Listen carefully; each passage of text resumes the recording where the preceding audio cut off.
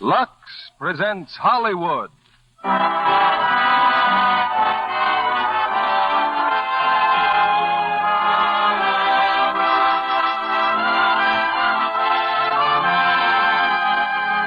Lux Radio Theater brings you Robert Young and Dorothy McGuire in The Enchanted Cottage.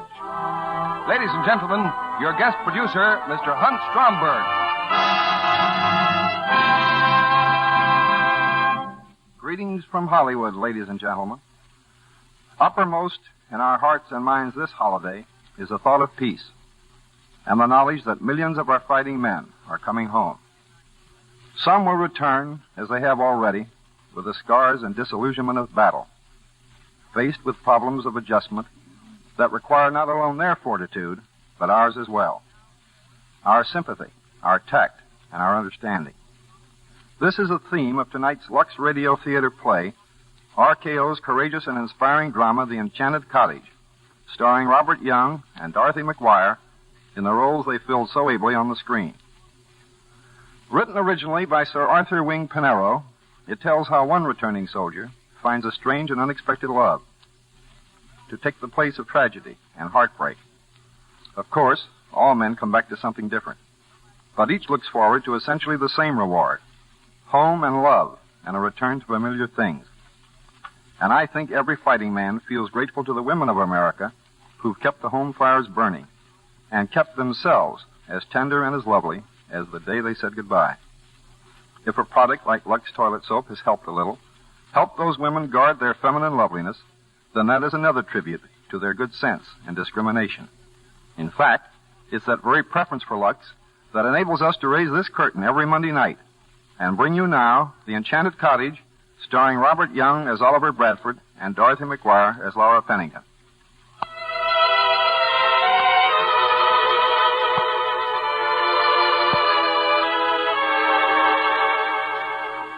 Lonely, remote, the cottage stands today as it has for 150 years. Close by, the restless Atlantic beats upon the rocky New England shore, and all about is the forest, a place of awe and strange beauty. Forgotten lovers of forgotten generations knew the place well. For long, long ago, brides and grooms would come to the cottage to spend their honeymoons. In more recent years, the cottage has been owned by a widow, a Mrs. Minute, who keeps her distance and sees to it that others keep theirs. But 4 years ago, on a December morning, Mrs. Minute was expecting a caller. The caller came from the village. Near the cottage, she encountered a boy. Hello, Danny. What are you doing way out here? Oh, taking a walk, Miss Pennington. Uncle John and I. Mr. Hillgrove? Uh-huh. He's blind. Yes, I know. Where is he? Oh, back by the old wall. He says there's lots of music around here. He wanted to sit and think about it. Well, you'd better not wander off, Danny. I just thought maybe I could find out about the witch. She lives in the cottage. Oh, that's just Mrs. Minute, Danny, and I'm about to call on her. You don't think I go calling on a witch, do you? Taxi? Here, Uncle John. He calls me Taxi because I take him places. Stay there. I'll catch up with you. Okay.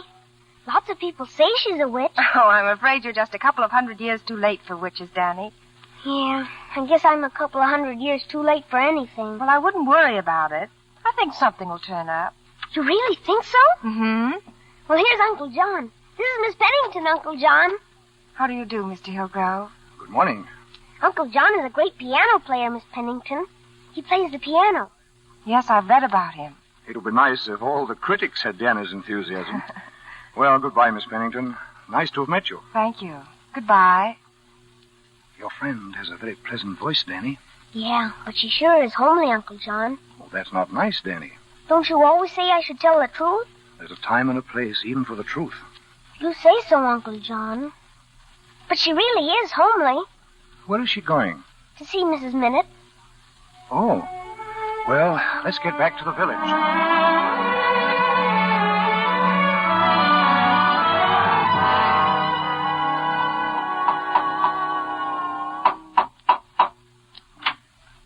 Yes? Mrs. Minute, I'm Laura Pennington. Come in. Thank you. Oh, this room. It's just as I imagined it would be. Sit down, please. I understand you're looking for a job. Well, I suppose I'm really looking for a home. I need a young woman to help me, Miss Pennington. One without attachments. And I can't have anyone here who believes in that ridiculous notion that this cottage is, well, haunted. It's not haunted. You know that, don't you? Well, I'm sure that when people say haunted, they don't really mean that. You just came back to Eastwood, didn't you? 3 weeks ago.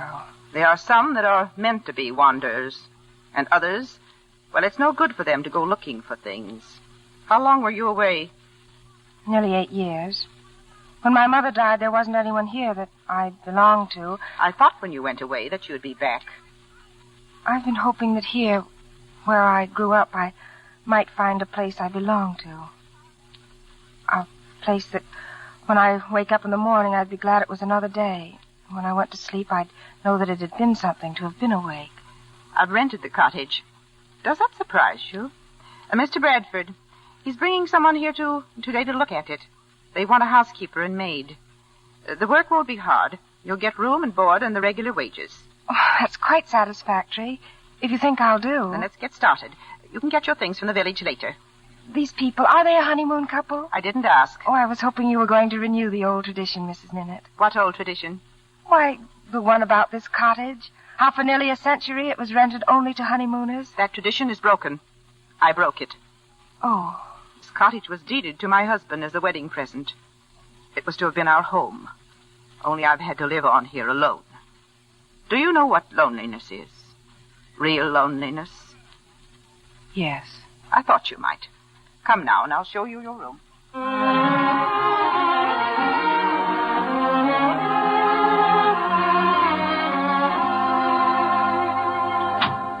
Goodbye, Mrs. Minute. I'll put the holly on the... I beg your pardon. That's all right. You must be Laura. Oh, yes, sir. Mrs. Minute mentioned you. I'm Mr. Bradford. Well, I've been gathering some holly for the mantel. Mm-hmm. Mrs. Minute is showing my fiancé around. You're the, maid. Yes, Mr. Bradford. I've been examining this goblet. There's an inscription on it, isn't there? But I can't make it out. Oh, it's very old. The man who built the cottage gave it to his son when he was married. He and his bride drank a toast from it on their wedding night. This thing must hold half a quart. You mean to say they killed it all by themselves? Well, so the story goes. Well, when you had a cocktail in those days, you weren't kidding. There's so many old things about this place. Do they all have a story? Most of them. You must have been here quite a while with Mrs. Minute. Oh, no. I just came this morning. This morning? But you seem to know all about this place. Well, I was born in the village. When I was a little girl, I heard all the stories there were about the cottage. It was like living near a fairy tale. Next thing you'll be telling me it's haunted. Oh, no, it's not haunted. But it is enchanted. Well, it comes to the same thing, doesn't it? Oh, no. Haunted, that's to be restless, uneasy, afraid. It's ugly. But enchantment, that's to be happy and gay. It's beauty. You see, all the people who lived here loved one another. Look, here in the window. Yes, what is that? That handwriting on the glass? These are their names. Young men and women who in this very room swore to love each other always. Evangeline and Clement, 1814. Judith and Richard, 1798. They wrote that themselves? They're all a part of this place now. Forever. You really believe all this, don't you? Oliver? Oh, yes, dear. Well, what do you think? Well, I admit it's all very charming. Oh, it's much more than that. It's enchanting. I've just received a guarantee that if we spend our honeymoon here, we'll live happily ever after. Oh, this is Laura, darling. How do you do? Is there anything else you care to see, miss? I don't think so, Mrs. Minute. Mr. Bradford stumbles on your cottage. He's fascinated by it and persuades you to rent it to him. What can I say? In other words, Miss Alexander is delighted by the prospect of spending her honeymoon here.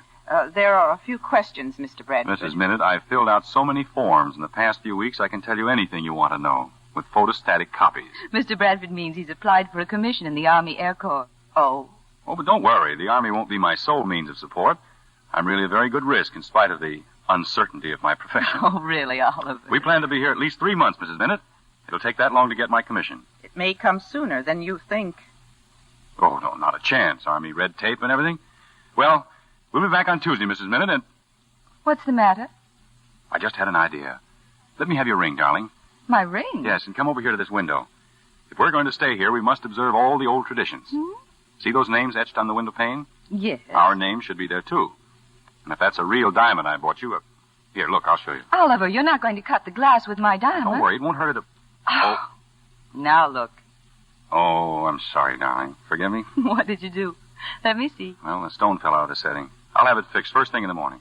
I suppose if I were superstitious, I'd regard this as a warning that we shouldn't get married at all. You're not married yet. That's why it happened. Only honeymoon couples may write their names on that window. Oh, well, we're going to be married on Tuesday, Mrs. Minute. Maybe we'll have better luck when we return. Well, goodbye, and thank you again. Goodbye. And you, Laura, be sure to dust off that goblet for us. Do you know the roads, Mr. Bradford? There's a storm coming up. Oh, well enough. Bye. Bye. Goodbye, Miss Alexander. Bye. Hurry, Oliver. Oh, they seem so happy, don't they, Mrs. Minute? Very happy. You know, Why, look at your calendar on the desk. Yes. Well, your calendar's way off, Mrs. Minute. Let me see. Today is December 7th, 1941, and on here it's April 6th, 1917. April 6th, 1917. Why, you're just 24 years, 8 months, and 1 day off schedule. Let it alone. Let it alone.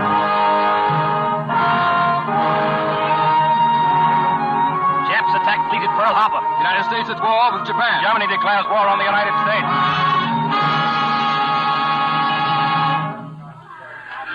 How much more time, Oliver? Only a moment.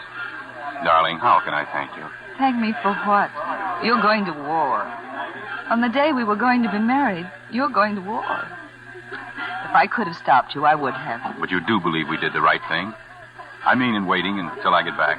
Yes, darling, I do. Oliver, why didn't you let your mother come to the station with us? And Freddie, too. After all, your mother and father. Freddie, dear, is Freddie. All right, your stepfather. Oh, he's a good guy. He's swell to my mother. But I'm very glad they let us get out alone. Your mother will never forgive you. Mother's upset about just one thing. According to her, they had no right to start a war, especially in December. It's going to mean canceling all those parties. But you saw how she cried when you left. Oh, it isn't that we don't love each other. It's just that I can never talk to her about anything important. We've always seemed to go past each other from the very beginning. We just don't... You know, looking at you now here in the middle of a railroad station, it occurs to me that I love you very much. Do you? You mean this war isn't just a great big excuse you cooked up to get out of marrying me? Oh, I almost forgot. Here, I made out a check to that woman at the cottage, Mrs. Minute. Drop her a line, dear, and tell her why we never showed up. I'll tell her that we're modern, intelligent people, and... No, I'll just let her guess. Oh, it's time, darling. You mind if I kissed you? Oliver. Oh, Oliver.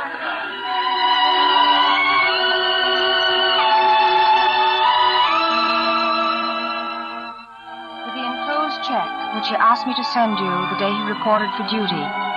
We both regret any trouble we may have caused you. It's signed Beatrice Alexander. You can put the letter in the desk, Laura. If they're not coming, you won't be needing me, Mrs. Minute. You're welcome to stay. Oh, but I couldn't. Not unless I can be of some help. You can be of help. You going to rent the cottage to someone else? Perhaps, when the time comes. No. No, I don't. It may be better if you gave up the canteen. Oh, I like it. Really, I do. It's a nice walk, and I like the work. Well, I'd better be on my way. I won't be late, Mrs. Minute.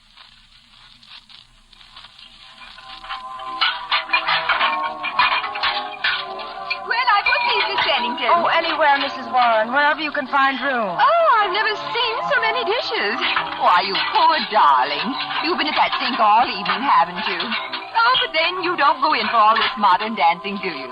No, I don't. Oh, personally, if I did nothing but wash dishes, Oh, well, I suppose everyone really does what they're best fitted for, don't they? Oh, I am sorry. That was a terrible thing to say. Oh, please, it was perfectly all right. Nevertheless, some of the most gorgeous Marines just came in, and I insist that you're going out there. Oh, no, thank you, Mrs. Someone else will take over here for a change, and you're going to have a good time, I insist. Oh, please, really, Mrs. Warren? I'm the hostess here. You have your orders. Now, scat. They're the cutest bunch of boys. I can't imagine what they keep them between walls, can you? Now, see here, boys. Why haven't you got a girl? Well, I'd sure like one, but who? Well, we'll fix that. See, there's a girl all alone at that table. Her name is Laura Pennington. Oh, please, lady, we just got a load of Miss Pennington. If you don't mind, we'll sit this one out.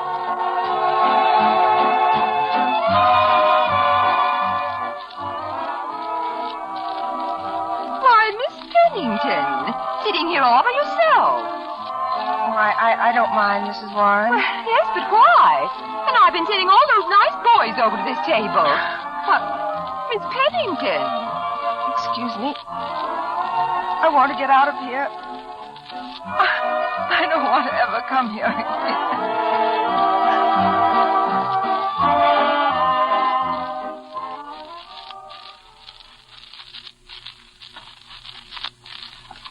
Laura, Yes? aren't you home early? Yes. I think I'll go right to bed. Is something wrong? Laura, you've been crying, haven't you? It's nothing. Please. Oh, if only I were not as I am. If only I were pretty. You don't have to tell me what happened. I think I know. Laura, it's not for some of us to try to live like other people. You think you can sometimes. There's always the world to remind you. All the things that other people take for granted, you've got to make up your mind and your heart. They're not for you. You've got to find something else to take their place. Somewhere where you're safe, where no one can hurt you. That's why I wanted you to be here. Because there's something here for you that there isn't anywhere else. You understand? Yes, I understand. Good night, Mrs. Minute. Laura, wait a minute. While you were in the village, a telegram came. It was from Oliver Bradford. Mr. Bradford? He wants to rent the cottage, starting tomorrow. Oh, then they did get married after all. Imagine they're remembering the cottage and still wanting to come here. Mrs. Minute, there is something about this cottage. There is indeed. It needs a good cleaning.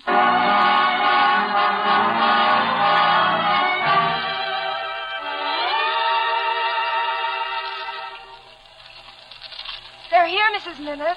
There's a taxi out front. What a shame it has to be raining like this. If you'll go to the door, I'll make some coffee for them. Did you get my telegram? Yes, Mr. Bradford. If you don't mind, I'll go straight to my room. You're alone? Yes. I see. I'll take you upstairs. This coffee, Mrs. Minute, and some sandwiches. Give me the tray, Laura. Mr. Bradford came alone. He doesn't wish to see anyone. Alone? Something has happened to him. I don't know what it is. His face. He hides his face. What can we do? Nothing. We can wait. That's all. Yes, perhaps that's better. To just wait.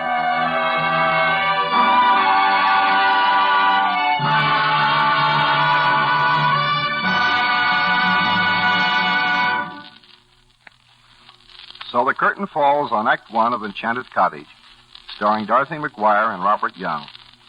It's time now for a brief intermission and a chat with Libby Collins, our Hollywood reporter. Sometimes it happens, doesn't it, Libby? A young actress with real dramatic ability gets the break she deserves. I'm thinking of Barbara Hale, who plays the only leading feminine role in RKO's picture, First Yankin' to Tokyo. Now, there's a girl who's making a steady rise to stardom, Mr. Stromberg. Yes, she was the unanimous choice of producer and director for the part of the American nurse in their exciting story of a Jap prison camp. I watched her make some of the scenes for First Yankin' to Tokyo on the RKO lot. The setting was an authentic reproduction of a Jap concentration camp, and it was grim, all right.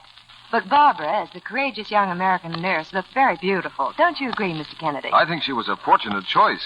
She has plenty of acting ability and good looks. But then, Libby, you know how partial I am to Lux girls. Well, Mr. Kennedy, a lovely Lux complexion has that effect on a great many people. Barbara's a hard-working young actress, and she's very wise, too. She knows how important soft, smooth skin is to success, on the screen or off. She's chosen a beauty care that 9 out of 10 famous screen stars, lovely women everywhere, depend on. Barbara Hale says her Lux Soap Active Lather facials do wonders for her skin. Here's the simple daily care she never neglects. I cover my face generously with Lux Soap Super Creamy Lather and work it in gently but thoroughly. I rinse first with warm water and splash on cold. Now I pat my face dry with a soft towel. Simple, isn't it? But it works. Recent tests have proved that. Actually, 3 out of 4 complexions improved in a short time with this daily Lux Soap care. This fine white soap is a true beauty soap. Screen stars say the gentle, creamy lather is like a caress on the skin. If you haven't used Lux toilet soap, why not begin your active lather facials tomorrow? Take them regularly for a while. Then look in your mirror. We're pretty sure you'll say, My skin feels so much softer, smoother, looks so fresh, too. Now I know why Lux toilet soap is Hollywood's own beauty soap. Here's our guest producer, Mr. Hunt Stromberg. Act 2 of The Enchanted Cottage, starring Robert Young as Oliver and Dorothy McGuire as Laura.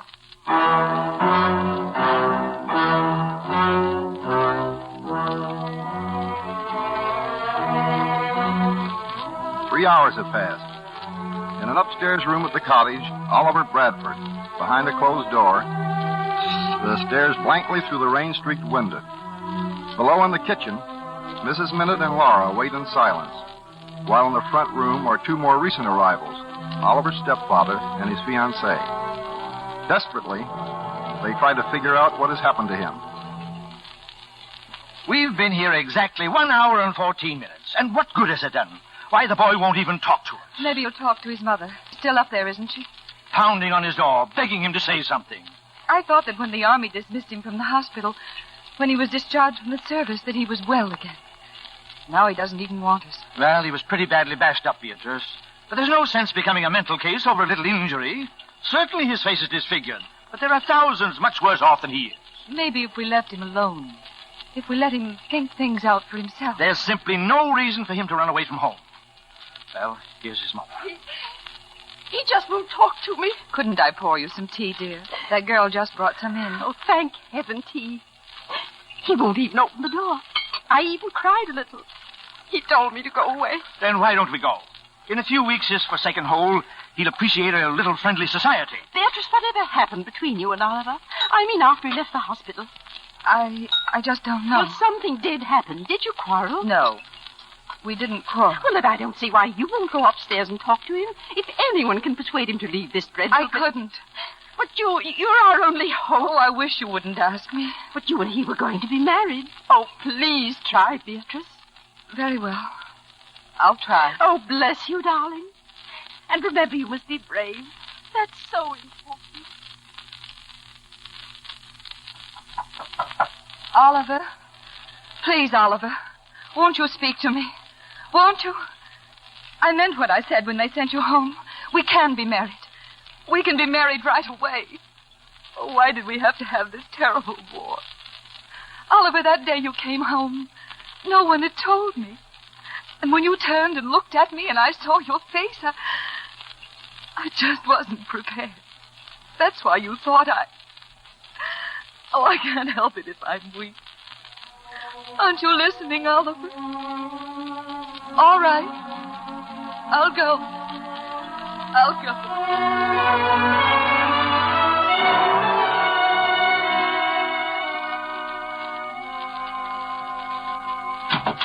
What do you want? Are you all right, Mr. Bradford? What do you mean by breaking into my room? I'm the maid, Mr. Bradford. I was outside bringing in some logs. There was a flash of lightning, and I saw you by the window. I saw a gun in your hand. Relax, will you? I haven't done anything. Your mother left this note for you. I'm afraid she was very upset when she left this afternoon. Will you please mind your own business? I'm sorry. Don't you understand? Do you think I want people to see me? Light the lamp. I said light the lamp. Yes. Now hold the lamp and look. Look. You saw me before. Doesn't the change shock you? No. Oh, how can you know? You can't realize what it is to face life disfigured and I'm going downstairs now, Mr. Bradford. I'll be back with your supper. Your name was Laura, wasn't it? Yes. Thank you, Laura.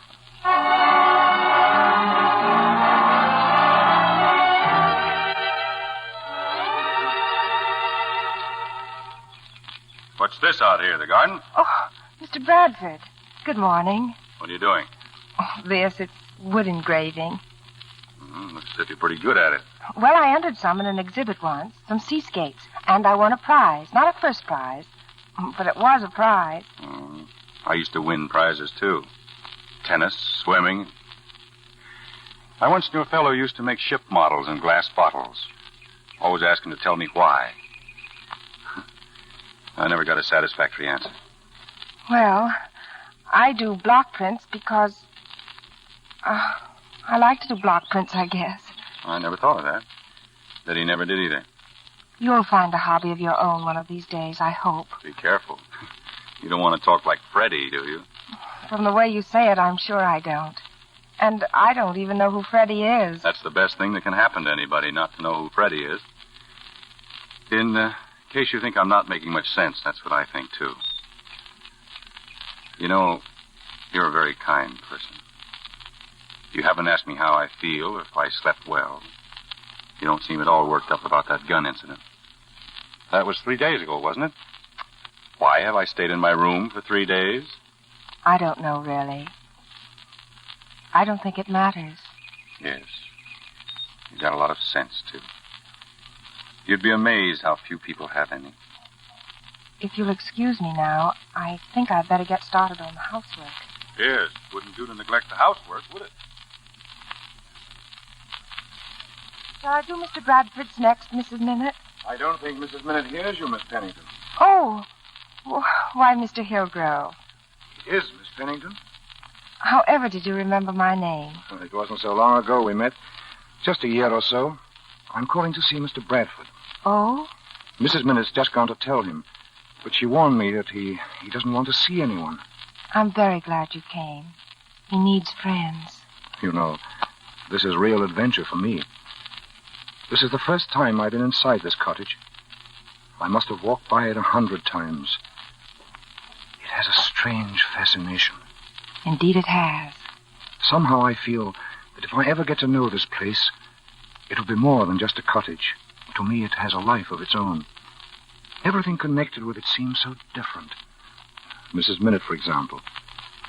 I wonder about her. When she first came here, she came as a bride. But her husband was killed in the last war. On the desk is a calendar, April 6th, 1917. She's never changed the date. Time seems to have stopped for her the day her husband went away. She's withdrawn into the past. Yes. Well, perhaps that's one way to know the future. Mr. Bradford's in the garden. I'll be glad to take you to him. Thank you. Your nephew, where's Danny? Oh, he left me here. Said he'd be down on the shore with his dog. Well, I'll take you to the garden, and then I think I'll find Danny. I'd like to see him.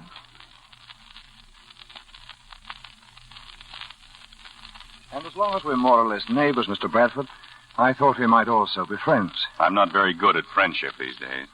Sick man, are you? Don't I look like one? I wouldn't know. I'm blind. Oh. I'm sorry. The last war, I was a pilot. That's what I am. Or was, till they dragged me out of the jungle. You're young. You'll mend. Oh, you can't see me. How do you know how I look? There's nothing left of me but nerves. Nothing but... Go right ahead. Complain all you want if it makes you feel better. Apparently you never complain. You haven't given me a chance. All right. How in the name of heaven have you stood it all these years? Being blind? Sometimes I feel that as a young man I was blind. That it's only now that I can really see. I don't believe you. Anyway, it would never work for me. Why not? Because I'm not blind. Because I still want the same things I wanted when I had a face that people could look at without wincing. When this arm of mine did more than just hang here. When I was well and strong. I batted my head against many a wall, just the way you're doing. As a matter of fact, I was lost until I found music. And then a whole new life began for me. Music? I don't know one note from another. You'll find something. Yes, how? Where? In yourself. Because you're a human being, not a medical case. You're a man who's come across a place in the road where it branches off. You don't want to go ahead. You want to go back. You don't trust yourself. Well, how can I trust myself? You must. And you will. Well, I mustn't overstay my first visit. I'll call my young nephew. I believe he's waiting down at the shore. I'll walk down there with you. Oh, I can manage. No, I'd like to. It's first time I've really felt like walking. Danny, he's bringing the stick back again. He sure is a silly old dog. No more than I throw the stick out in the ocean when he brings it back to me. Maybe he thinks you're a silly old boy. No more than he brings the stick back, you throw it out again. You can throw it if you want to. Well, thank you, Danny. Taxi. Steady, Uncle John. Goodbye, Miss Pennington. Bye. Come on, old dog. Come on.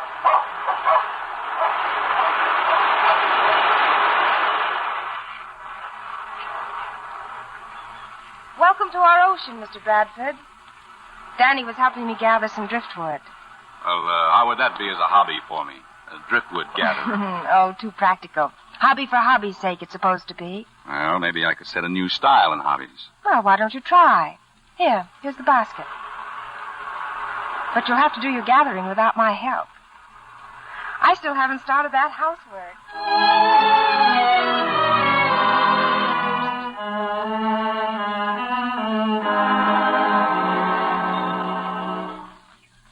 This driftwood weighs a ton. I told you to leave some for tomorrow. Well, nevertheless, I've made it. Has it actually been 3 weeks since you introduced me to the wonders of your seashore? 3 weeks. You think I didn't know the difference between a starfish and a star sapphire? Well, if you'd been in doubt, any fisherman could have told you. Or any jeweler. Look, there's Mrs. Bennett. Surprise, Mrs. Bennett. We brought you some more driftwood. Thanks.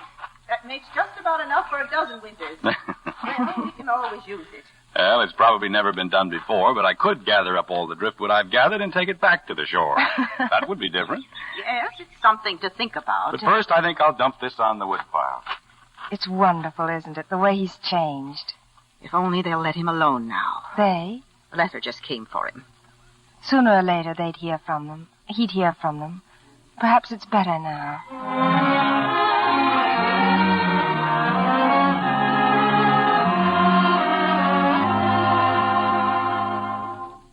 Is dark. He's just sitting there, the way he did that first night. His supper? He didn't touch it. I brought the tray down. Did he mention that letter? He said nothing, only that Mr. Hillgrove was coming tonight.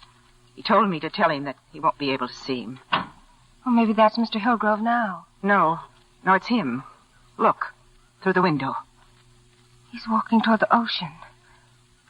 He shouldn't be alone like that. He shouldn't be.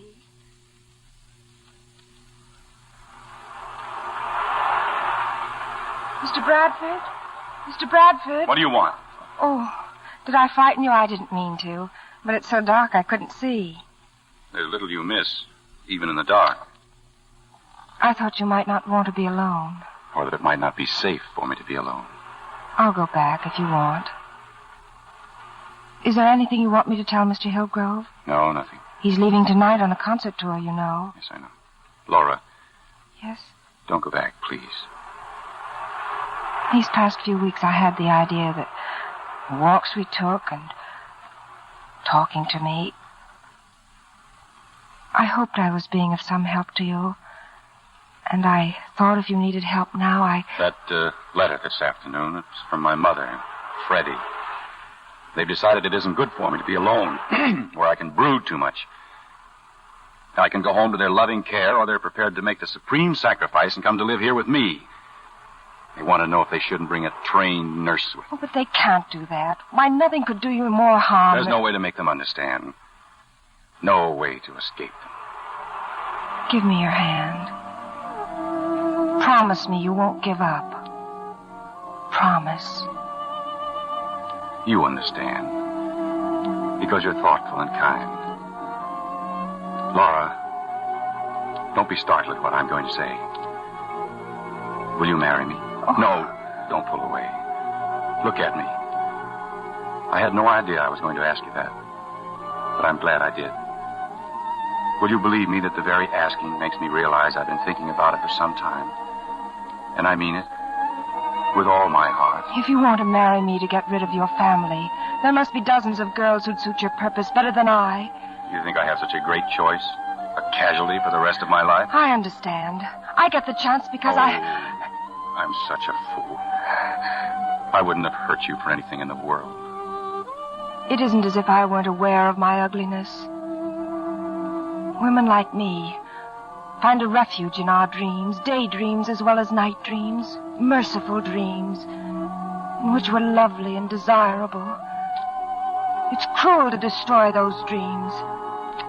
I only felt that no woman would marry me except out of compassion. I know you have a lot of that. You know how desperate I get at times, but I promise if I felt a black spell coming on, I'd hide away in my room till it passed. But with you, I wouldn't have them often because I like being with you. The sound of your voice, your laughter. I know I'm not offering you much, but, well, we are sort of in the same boat, and we would be together. That's so much better than being alone. But I don't want to be your wife just because you need one, and I happen to be here. Don't you see? Yes, I see. You couldn't possibly care enough. But I do care. That's the reason. Oh, bless you, Laura. Bless you forever and ever.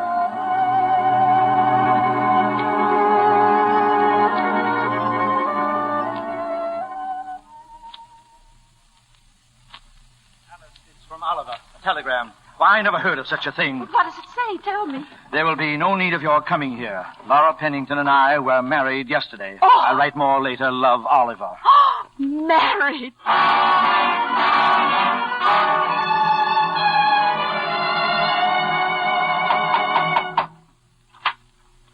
Oh, Mr. Hillgrove, come in, please. Thank you. You came here alone? I took a taxicab this time. Not Danny, a real cab. I'd been out of town, Mrs. Minute, a concert tour. When I arrived home tonight, I found a note from Oliver Bradford. Yes. Danny read it to me. Oliver told me of his marriage. Then he asked me to come here as soon as I could. He said something extraordinary has happened to him and Laura. They're out now. They're walking. Everything's all right? Oh, yes. This room. What's happened? It feels different somehow. It's the flowers, maybe. No, it's more than that. Mrs. Minute, tell me, please, what's happened to them? I don't know. They see me no more of me than they can help. They're in hiding. Hiding? They keep to themselves all day. And when they go out at night, they wrap themselves up and cover their faces. They're here now. Excuse me. Laura? Mr. Bradford? Mr. Hillgrove's here, in the living room. Hello. Oh, John, it's good to see you again. Hello, John. I think we should have died if we'd had to wait much longer. Well, what's this about, all this mystery? Well, it may be insane, but we sent for you because you're the only one we can trust. We don't really know how to explain it. It's fantastic. Oh, Oliver, let me. Not that I'm very articulate about it, but, well, it has to do with this cottage. I think, John, you know my feeling about it. It's the same as yours. There's something strange here, something... But what has it to do with you and Oliver? Well, it's pretty incredible, John. We've changed. Changed? Completely? I can tell that from your voices. You feel different because you're happy. Well, it's more than that. It's a physical change. We no longer look as we did. We're different. John, tell us that it's true. That we have changed. But I'm blind. I can't see. That's why we had to tell you first. John, look. Look at us and tell us what your blind eyes can see.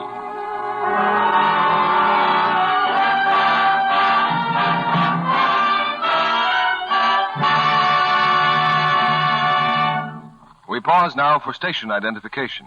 This is CBS, the Columbia Broadcasting System.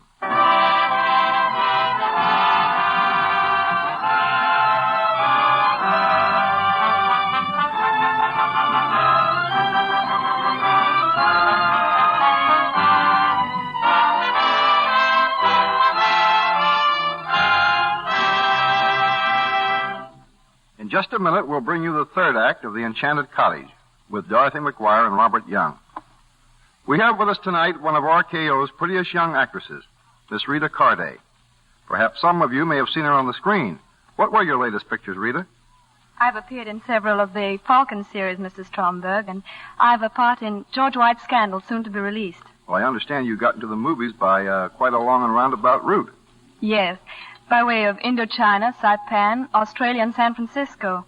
You see, my family were living in Shanghai when the Japs came in and we had to run for our lives. Well, it's Hollywood's good luck you arrived safely.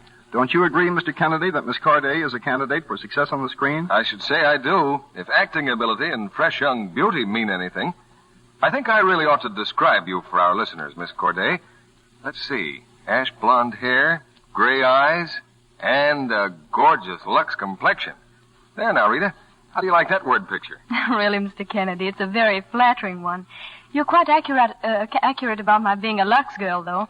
I've used Lux toilet soap ever since I first learned it was the Screen Star's own complexion care. Active lather facials really work, I found. Thank you, Miss Rita Corday.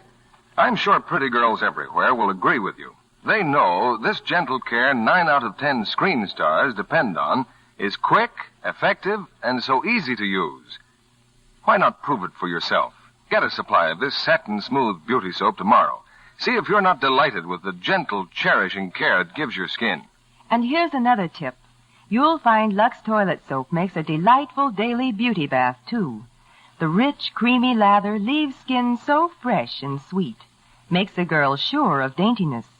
Screen Stars say they love Lux toilet soap's flower-like perfume. Delicate fragrance that clings. Back to Mr. Stromberg and our stars. Act 3 of The Enchanted Cottage, starring Robert Young as Oliver and Dorothy McGuire as Laura.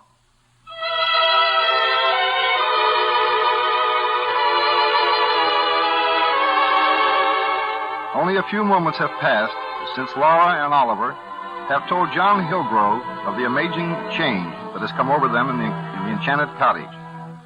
The blind pianist can discern nothing with his eyes. He sits motionless and fascinated as they continue the story. If you could only see us, John, first as we were, then as we are now, your eyes would know that we're telling you only the truth. Perhaps if you started at the beginning. We were married in the village, and when we came home, Mrs. Minute had prepared dinner, our wedding dinner. When it was over, she left the room. This room.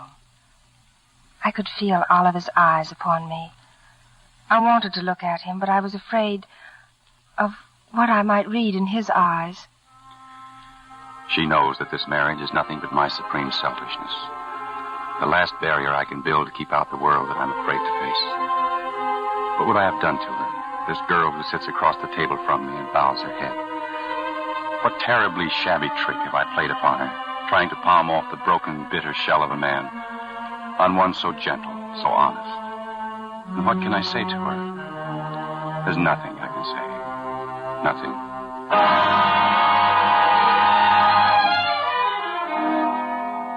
He is my husband, and yet he can never know how much he means to me. That I've loved him ever since the first day he stepped into this room. I'll never be able to tell him all that was in my heart, because he can never love me as I love him.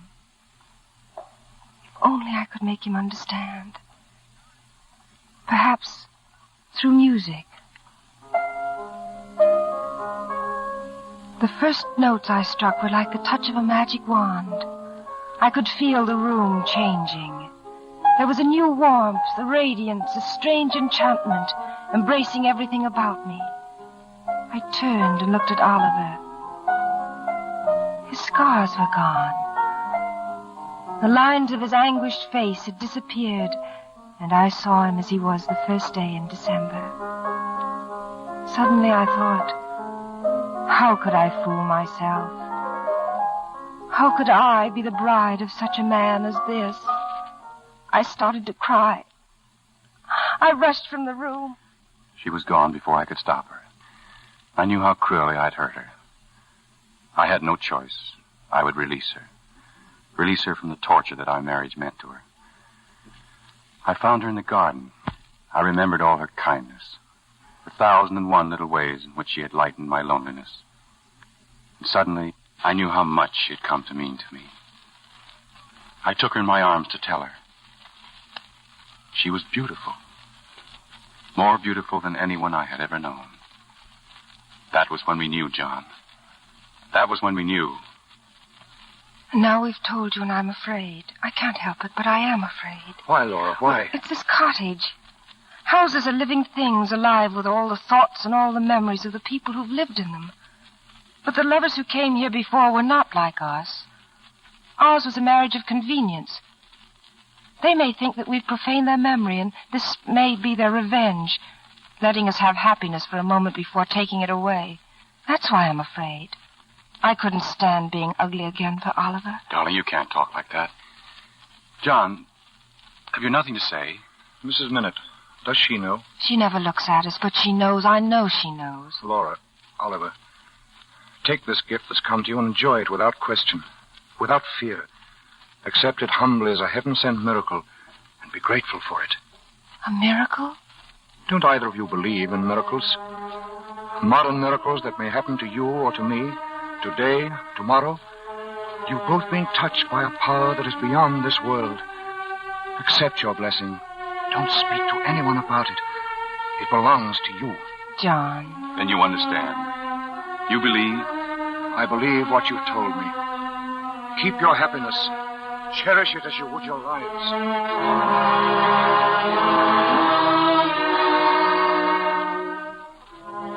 I love you so, Oliver. And I have the strangest feeling.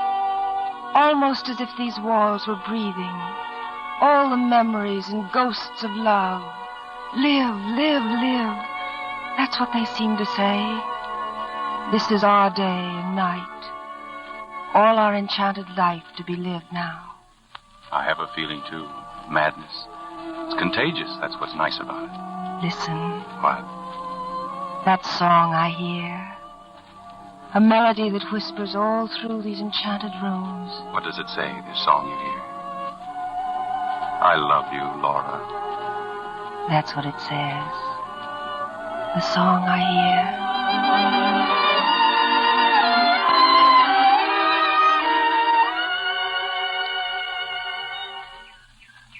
Do you have to screw up your nose like that, dear, when you're making wood blocks? Of course, darling. It's just as essential as biting one's tongue when you're drawing. Oh, that's reasonable.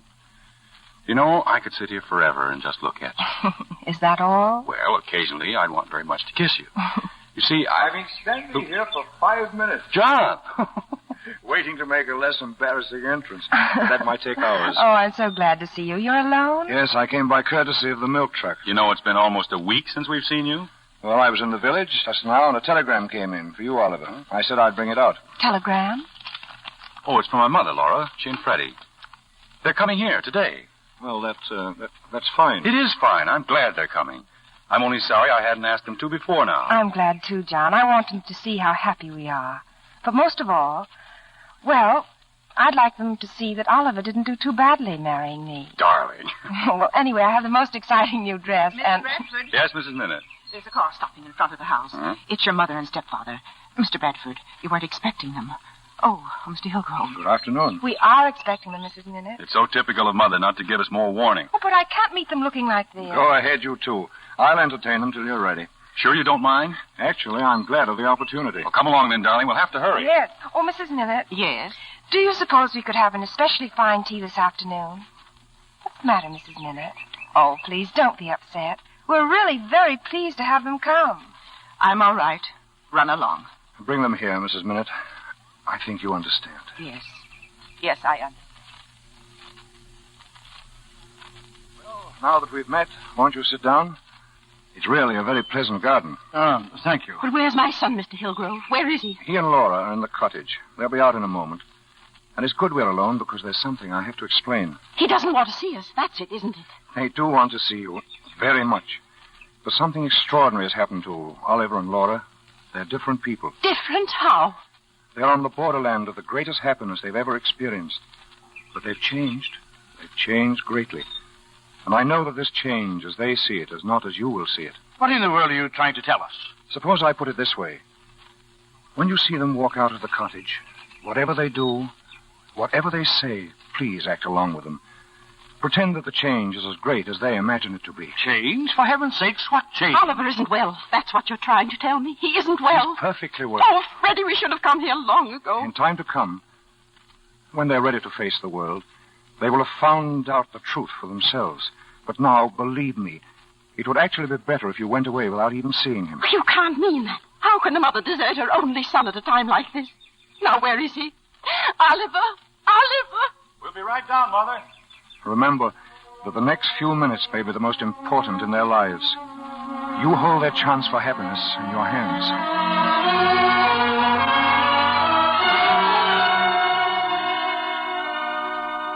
Here they are. They're coming.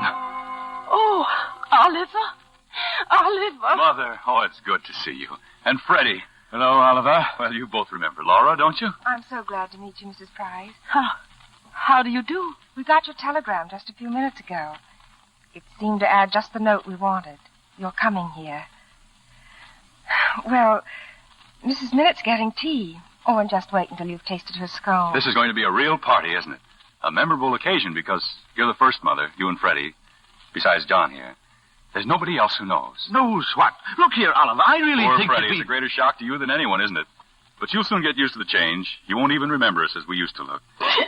Laura and I actually joke about it now. Mother, what is it? Oh, my poor boy. You poor darling. But if you're happy, well, I guess that's all that really matters. Laura, I'm glad he married you, my dear. Believe me, I am. Thank you. It's clear you're such a loyal girl. You've got so much more to give him. So much more than just a pretty girl. A pretty girl? It's fortunate that Oliver has an income and that Freddie and I can help.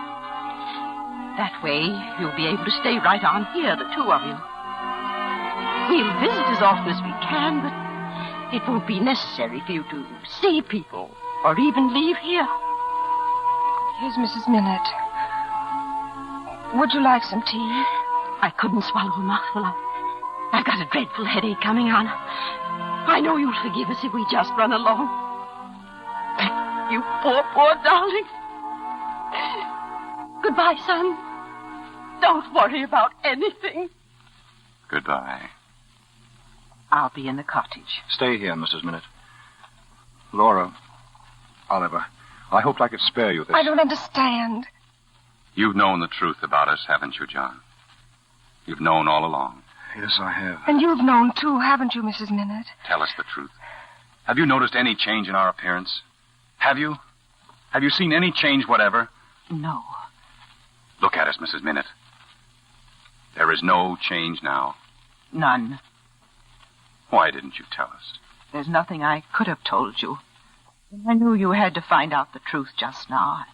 I thought my heart would break. And yet, what is there really to be sad about?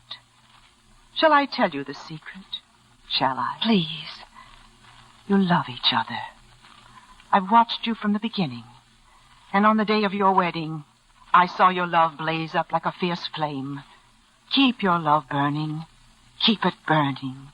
And I promise you, you'll never be anything to one another but fair and young and handsome. That's the secret to the only enchantment the cottage holds. And it's of your own making.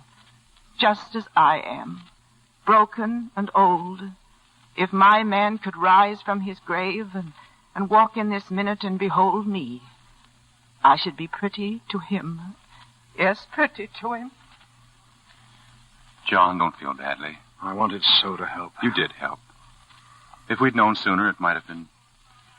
But now it's all right. Isn't that Danny's door? Yes, I guess he and the boy have come to fetch me. Goodbye, John. Goodbye, Laura. There's something that may interest you. I've written some music. About you. About this cottage. Tonight at my house, I'm playing it. There'll be people there. Many people. I want you to come. People? Us? How can we? Think about it. Perhaps you'll change your mind. Let's go into the cottage, darling.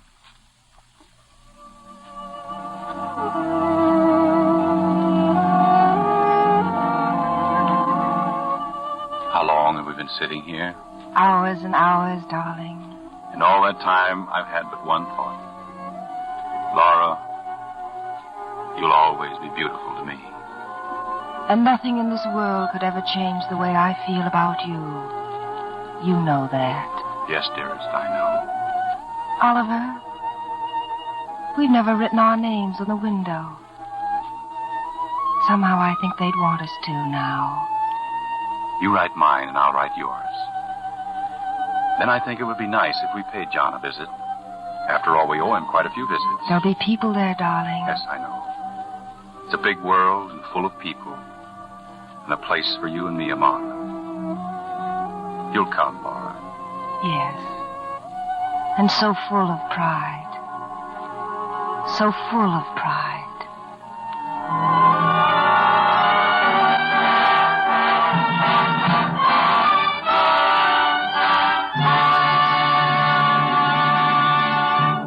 In just a moment, our stars Dorothy McGuire and Robert Young will return for a curtain call. Meanwhile, remember, the war is over, but the battle of supply still goes on. Our Secretary of Agriculture tells us that America's supply of fats and oils is still alarmingly low, and it'll be many months before it returns to normal. Used fats are needed to help make nearly everything of which there has been a wartime shortage. Automobiles, tires, refrigerators, vacuum cleaners, irons, nylon, paints, plastics, soaps. The list is endless, and the need is critical. So please, Mrs. America, keep that fat salvage tin handy on your stove. Put into it every drop of used fat, rendered meat scraps, skimmings from soups and stews, even burnt blackened grease from your roasting pan. Every bit you save is helping every one of us to have more quickly the peacetime necessities we've been waiting such a long time to have. And remember, for every pound you turn in, your meat dealer will give you 2 red ration points and 4 cents. We return you to Hunt Stromberg and our stars. Once again, it's curtain call time. And with Bob Young representing the Lux regulars, we're happy to welcome a newcomer to this stage in the pleasant form of Dorothy McGuire. Thank you, Mr. Stromberg. It's a privilege to be here. I must say, Dorothy, that since your screen success is Claudia, you've had the good sense not to let yourself be typed. Well, I don't know about the good sense, Mr. Stromberg. In my next picture, Some Must Watch, they've cast me as a mute. I don't speak a single line. Well, that's going to present an interesting problem for Lux, Mr. Stromberg. Yes, a starring part in which the heroine doesn't say a word. It's certainly a new idea for radio. Well, you've got signs around this theater saying, "Quiet, please." Dorothy, I think you need to get a little more familiar with the way we operate here. Well, the Lux Radio Theater may be new to me, but Lux toilet soap isn't. I've been using it for years for my complexion. And with very alluring results, Dorothy. Bob, the last time that I worked with you was on the set of Northwest Passage. That's right. I understand that since then you've become quite a family man? 3 daughters, Mr. Stromberg. 3? Hey, do you take them to see your pictures? None, I wouldn't run the risk. I did try to take them to Anchor's Away, though, and I couldn't get a seat, so I had Metro-Goldwyn-Mayer run the picture off at home. You're going to make a lot of parents jealous solving the problem that easily. Pictures in your own home. Well, Lux solves the problem, Mr. Stromberg. What are you bringing into people's homes next Monday night? Next Monday night, we're mixing terror with suspense, excitement with mystery, and love with action. In RKO's fascinating drama, Experiment Perilous. And our stars are George Brent playing his original screen role, Virginia Bruce, and Paul Henry. It's one of the year's outstanding mystery thrillers. The drama of a young wife torn between fear of her demented husband and love for the man who tries to save her. It ought to make a thrilling evening, Mr. Stromberg. Good night. Good night. Good night. You gave us an enchanting evening with Enchanted Cottage.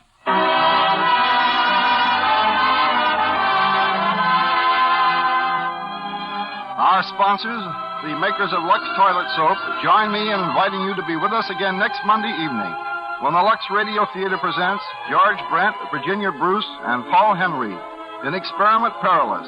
This is Hunt Stromberg saying goodnight to you from Hollywood.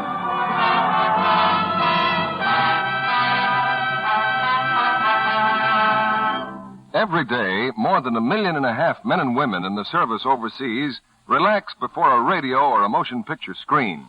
In far-off places, in jungles, in isolated villages, or on the high seas, they see the latest pictures or hear this very program you're listening to tonight. Through the efforts of the motion picture industry, the finest pictures are made available to them. And through the cooperation of the Army, the Lux Radio Theater and other famous programs are brought to them regularly. Another of the many efforts that are being made to keep our men and women overseas in touch with home. Hunt Stromberg's next picture to be released is Young Widow. Our music was directed by Louis Silvers. And this is your announcer, John Milton Kennedy, reminding you to tune in again next Monday night to hear Experiment Perilous with George Brent, Virginia Bruce, and Paul Henry.